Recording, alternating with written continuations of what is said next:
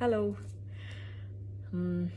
This is the first time that I'm getting in touch with you all to clarify something, and I think this will be the first time that I'll be thinking twice before I speak my heart, because I'm anxious that my words might be misinterpreted. So forgive me if I take a while longer than usual to communicate my thoughts. And I'd like to do this in English. In a recent interview, I was asked if I was a supporter of the left or the right wing, and I clearly stated that I believe I'm neutral, and we need to be good human beings first before we identify ourselves with our beliefs, and that the oppressed need to be protected at any cost. So further into the interview, I went on to elaborate on how I look at things, and I had quoted two references which had a huge impact on me, and which left me traumatized for days. In fact, after I watched the film The Kashmir Files, I had the opportunity to speak with the director, and this was 3 months ago. I remember telling him that I was disturbed seeing the plight of the people at that time, and being someone that I am, I would never belittle tragedy like the genocide and the generations of people who are still affected by it. Having said that, I can never come to terms with the mob lynching incident that had taken place during our COVID times, because I remember seeing that video and being shaken for days. I believe that violence in any form is wrong, and violence in the name of any religion is a huge sin. So this is all that I intended to say, and that's all.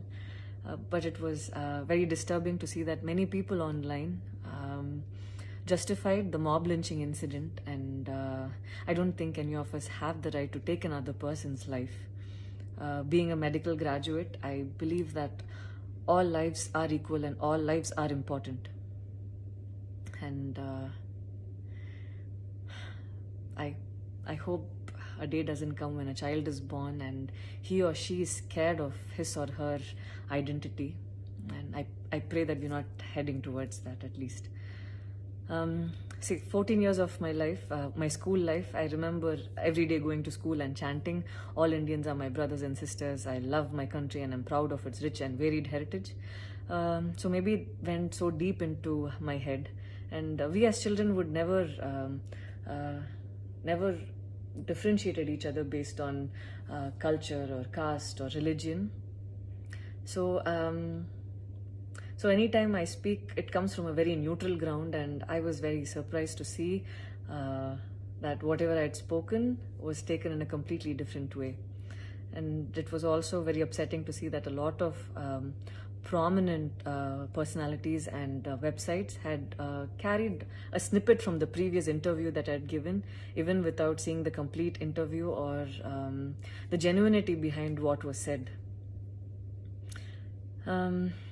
I would like to take this opportunity to thank the people who stood by me the last few days, because I remember feeling so alone and conflicted, wondering what I did wrong, and it was heartwarming to see that a lot of people raised their voice in support of me, and I felt like they knew me for who I am. So thank you so much for making me feel like I wasn't alone.